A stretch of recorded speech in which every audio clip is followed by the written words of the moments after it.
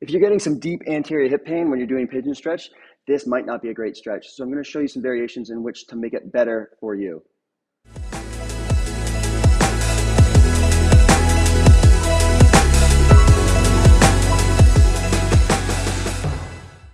Hey everyone, Tom Swells, Advanced Movement Therapist. Today I'm going to go over the pigeon stretch. Now, a lot of clients are coming in and it's really not working for them. Personally, I love it. It's a great stretch. It works for me, but it's not the best stretch for a lot of people. And it could be based on mechanics as well as anatomy. So we're going to go over 3 tests today that you can use to self-assess and find out if your anatomy will allow or to determine whether the pigeon stretch is an appropriate stretch for you. First test we're going to do is called the Craig's test. Now we're going to do this actively. Normally in clinic we do it passively, but you can use a mirror and you're just going to flex the leg and you're going to let the foot fall across. Now if you can, palpate the outer hip bone. And this is where it takes a little bit of palpation skills, but wherever the hip bone or the greater trochanter pops into your hand is going to give you an idea of where your hip likes to rest. So mine likes to rest right about there.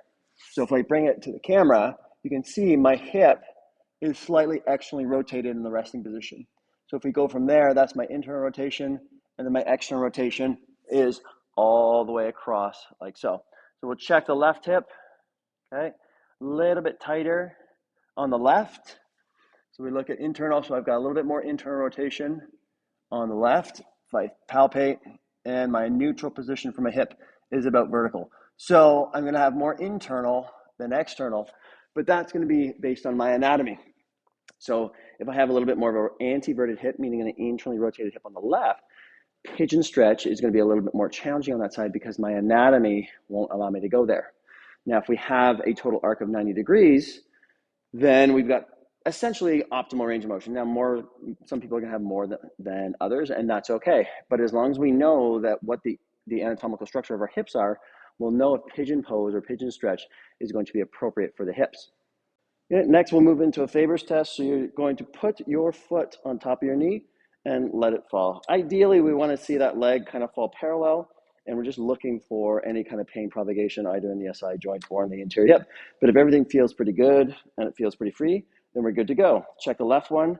So the left one doesn't drop as far as the right, but when we looked at our Craig's test, I am in a little bit more anteverted on the left hip.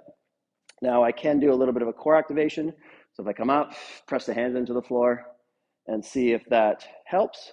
So sometimes when we activate the core muscles, it centers or positions the pelvis differently to allow the hip to center in the joint to allow it to fall backwards.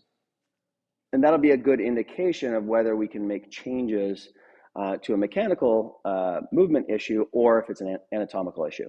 And the last test we're going to do is we're going to do a hip scour. So you're just going to grab onto the leg, bring it up and across towards the opposite shoulder. And we're just going to kind of scour or grind that hip. And what we're looking for is any pinchiness. If you get a little pinch there, it could be anatomical. It could be a pincer or cam impingement.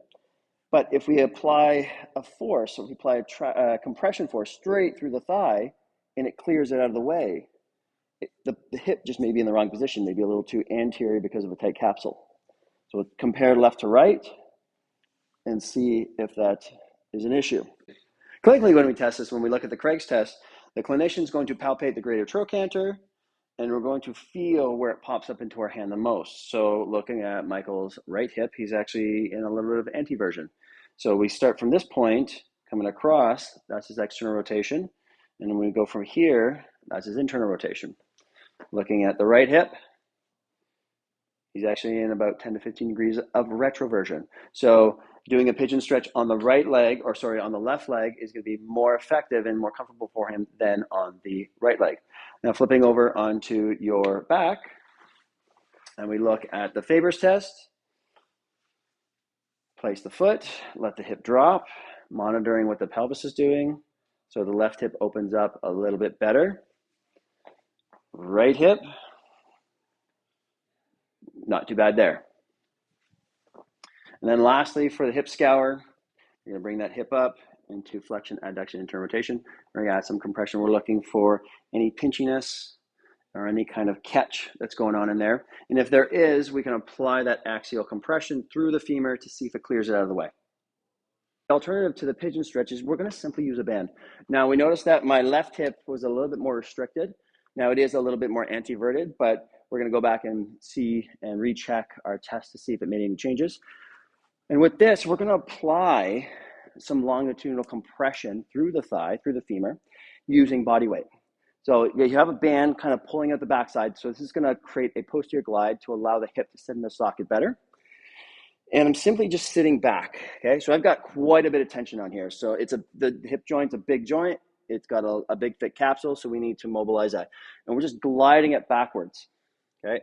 So right now I've got the knee straight underneath my body and I'm just sitting back like I'm into a lunge or a squat. If I want to get more into the pigeon, then I'm just going to turn the hip. So now I'm into that more deeper externally rotated position, and I'm monitoring to see and make sure that there's no pinchiness going on in the front of the hip here. And I'm not just passively falling into this. I am slowly lowering, but then I'm going to contract the glutes. I'm going to push the floor away and press back up. So I'm strengthening the hip into these new ranges that we're creating with the band. So if there's a mechanical issue with the pigeon stretch, then it can be changed. If it's anatomical, where there's more of a variation of hip angle sitting in socket, or if there's a pincer or cam impingement, those are usually anatomical variations that are tough to bypass with movement and manual therapy, sometimes a surgical intervention. But give this a shot and then go back and check your tests. And of course, go back and try that pigeon pose again and see if we made some space and allow that hip to sit properly so we're actually stretching the muscle and not compressing a joint.